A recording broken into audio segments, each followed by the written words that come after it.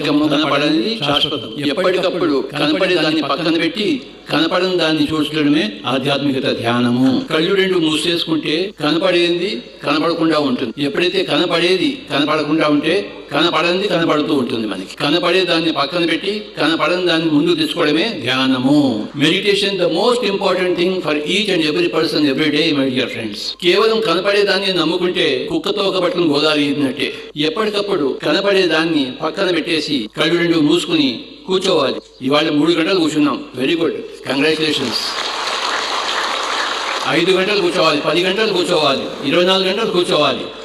కళ్ళు రెండు మూసేసుకోవాలి. We have to close the eyes. Why are we seeing? What for? क्यों हम देख रहे हैं? ఊరికే కళ్ళు రెండు తెరిచి చూస్తూ ఉంటే కళ్ళు చిట్లిపోతాయి, కళ్ళు నాశనం అవుతాయి, ఈ శరీరం నాశనం అవుతుంది. ఎందుకంటే కళ్ళలోంచి 80% మన శక్తి బయటికి పోతుంటుంది. ఎందుకు బయటికి పోగొట్టాలా? కనపడేది తాత్కాలికము, కనపడనిది శాశ్వతం. ఎప్పటికప్పుడు